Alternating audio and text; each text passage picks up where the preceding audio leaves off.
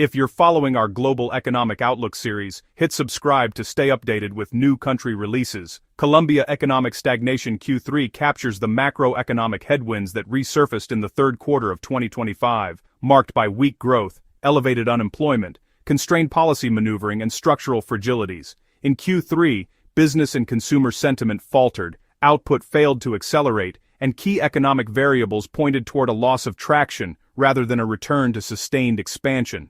To set the stage, recent data show that Colombia's GDP annual growth rate slowed.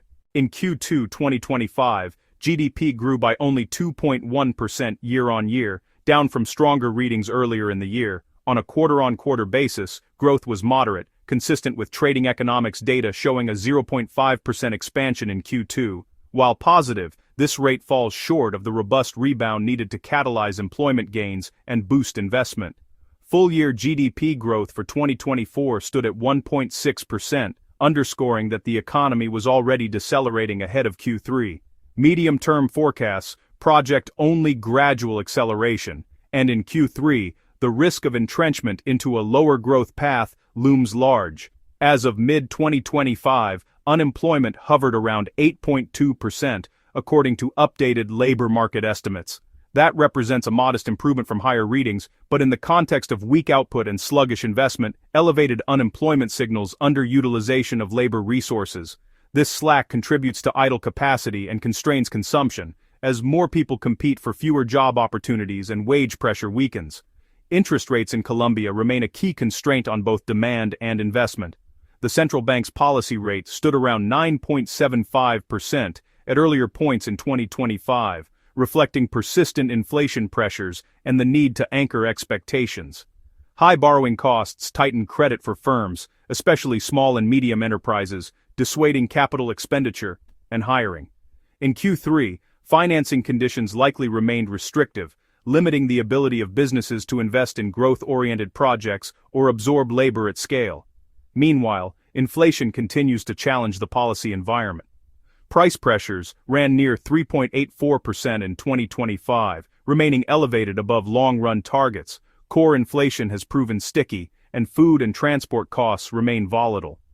This inflationary persistence curtails real income growth for many households, reducing their capacity to spend and weakening consumption demand. With inflation still present, the central bank faces a difficult trade-off. Easing too far risks reigniting inflation, but tight rates exacerbate economic stagnation. Colombia's debt-to-GDP ratio has been rising, fueled by persistent deficits, growth shortfalls, and higher interest costs. Elevated debt limits the government's fiscal flexibility and constrains its ability to deploy robust stimulus precisely when the economy shows signs of stalling. In Q3, fiscal policy appears to be cautious, with debt service costs rising. Broad-based stimulus or large-scale public hiring is politically and financially risky. The room for counter-cyclical policy is narrow, reducing the government's ability to offset stagnation with expansive spending. Economically, the stagnation in Q3 is underpinned by several structural dynamics. In Q3, Colombia's economy stagnated, domestic demand weakened as households curtailed spending, and business investment faltered due to uncertainty and tight financing. This slowdown hit key sectors like manufacturing and services, leading to cautious hiring and an unemployment rate of 8.2%. Policy responses were guarded. The central bank maintained high interest rates to manage inflation, while the government avoided aggressive stimulus to preserve debt sustainability.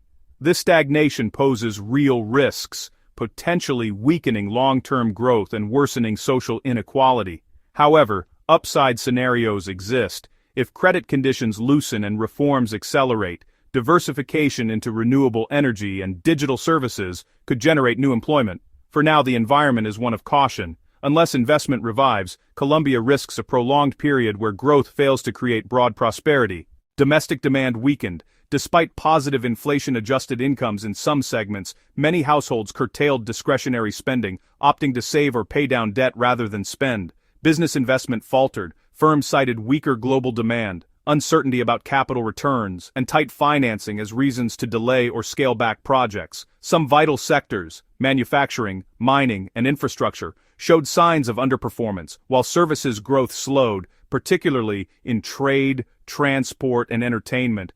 Export performance was mixed. While certain agricultural exports contributed positively, export volumes overall struggled to compensate for weak domestic demand. Imports remained elevated, putting pressure on the trade balance and limiting net external demand support. Labor market outcomes in Q3 reflected a mismatch between growth and job creation. With growth subdued, firms hired cautiously. In sectors like industry and construction where capacity utilization was falling, headcount stagnated or declined. Services, normally more resilient, saw hiring but at slower rates, especially in non-tradable areas. Youth unemployment and informal employment remain big challenges. Many young Colombians entering the labor force find jobs in low-paid, unstable or part-time work, but these do not contribute significantly to aggregate productivity or formal wage growth. Policy responses in Q3 appeared guarded. The central bank maintained relatively high interest rates, justified by ongoing inflation risks, but this limited support for borrowing and investment. On the fiscal side, the government maintained disciplined spending but avoided aggressive stimulus, likely to preserve debt sustainability. Public investment was supported in targeted areas, but large-scale infrastructure or social employment programs were modest, constrained by limited fiscal space. Structural reform efforts, such as labor market flexibility, tax reform, and diversification away from commodity dependence, proceed slowly, limiting near-term impact on growth and employment.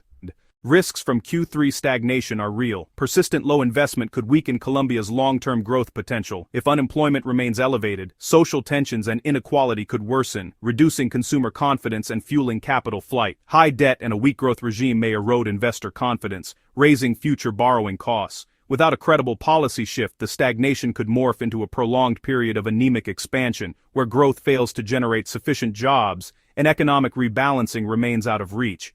However, there are also upside scenarios.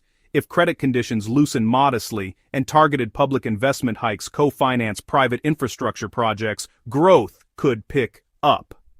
Diversification into renewable energy, agro-exports, and digital services could generate new employment. Reforms aimed at improving labor market matching, vocational training, and productivity could raise potential output and absorb labor.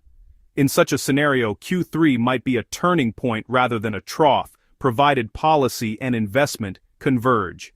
In summary, Colombia's Q3 stagnation reflects a macroeconomic environment where growth is weak, unemployment is elevated, interest rates remain high, inflation is persistent, and public debt restrains fiscal action. GDP growth of 2.1% YYY and only 0.5% QQQ, unemployment around 8.2%, tight credit conditions, persistent inflation, and rising debt all point to limited momentum. The policy mix leans toward caution, with little room for bold demand stimulus. Unless structural reforms accelerate, credit eases, and investment revives, Colombia risks prolonging a period of stagnation where growth does not translate into broad prosperity or job creation. For more data-driven insights and global market breakdowns, subscribe and turn on notifications. Stay informed, stay ahead. This is Economics FX, where clarity meets strategy. Until next time, trade smart.